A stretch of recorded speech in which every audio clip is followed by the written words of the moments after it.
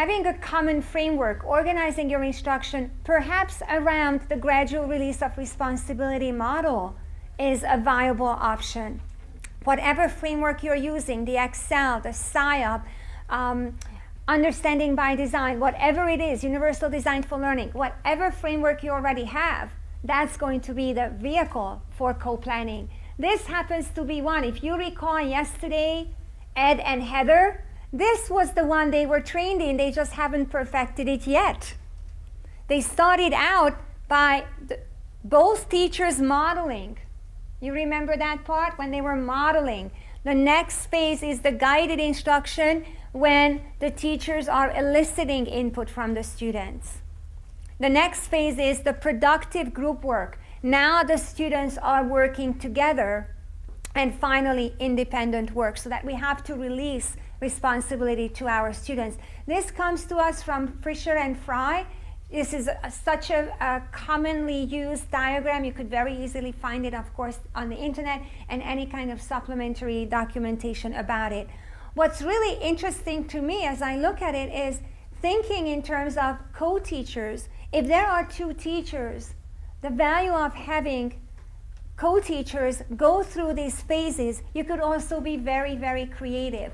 You don't always have to go up all the way. You could go up and down, allowing for collaborative work, some independent work, some more teacher modeling, and taking a look at this framework from a very creative perspective. Co-planning, of course, during the time when you're together with your colleague, you could decide on as many details as time allows for. Here are just some recommendations going back to content and language objectives. What are you going to focus on during your common planning time? If you have a daily planning time, obviously you're going to take care of more details face to face. If you only have one common planning time per week, then you will have to do a lot more during the post-planning time when you're completing your lesson planning and gather and prepare the necessary materials for the students. So sometimes I get the question, so what's the bare minimum of co-planning time that's needed? It's very hard to attach a minimum number of minutes, but I can tell you one successful configuration that I've been studying now and looking to go back and visit them again next year. And in that configuration, it's bless you. See, I'm telling the truth. You sneezed on it. So this is a really successful configuration in which the co-teachers have a team planning time. The entire team is together, co-planning once a week. They take care of the what. What are we covering? What is our goal for the next week or unit of study? And then the how is taken care of during individual co-planning times. So when the ESOL teacher works with 4 partners, now that's a lot. And that's pretty typical, unfortunately. I have to report that to you. I would prefer if you did not have more than 1 or 2 partners, but that's a very, very ideal situation. Typically, it's 3 or 4. So if you have so many co-teaching partners, you really need to be part of those curricular decisions every single week. What is happening? What are we addressing? What curricular goals are we addressing?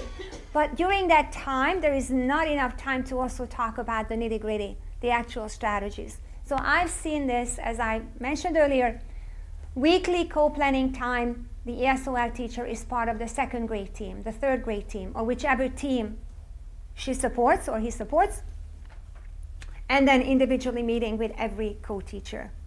I've seen very creative solutions where it's, of course, time and money. Teachers are paid extra to stay after school. Doesn't always happen. Teachers have embedded PDP periods, professional development periods, and those professional development periods partially are devoted to co-planning and co-assessment.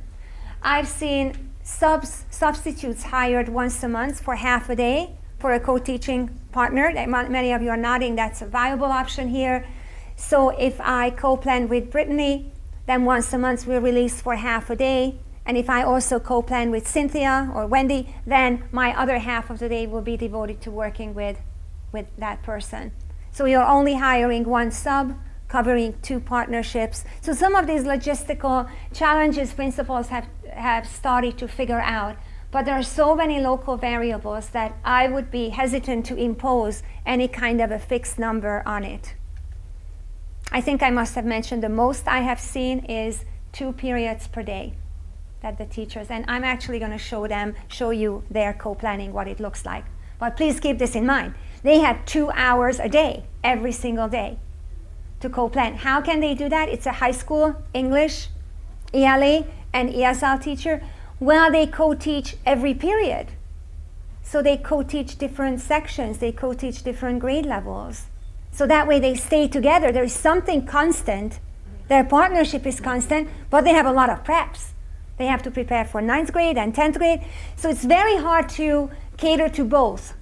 I want a strong partnership with Wendy, but now we really have to cover multiple grade levels if I'm at the secondary level or multiple sections. At the elementary level, the same thing. Maybe I'm on the 2nd grade level and I collaborate with multiple teachers, but the challenge is at least I have to relearn 1 grade level curriculum, yet multiple partnerships have to be forged. So what I'd like to suggest to you is just focus on what can be constant, that you're not entering so many variables into this equation. How can you reduce the number of variables?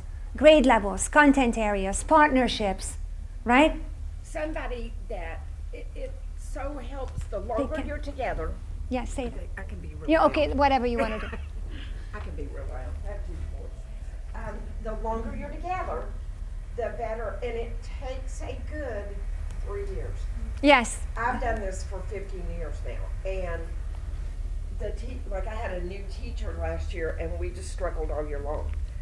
But the longer you're to get 3 years, 3 good years, and then you're finishing each other's sentences. Yes. Yeah. Absolutely. Sherry's my other co-teacher. That's exactly the number I cite, 3 years. Yeah. But that's also from change theory. We know this, that any kind of new change or initiative usually needs 3 years, with the notion of the 2nd year being possibly an implementation dip. So you could go down before you go up. And recognizing that that is part of this trajectory, that we're not going to be just better and better every day. We're going to have some challenges.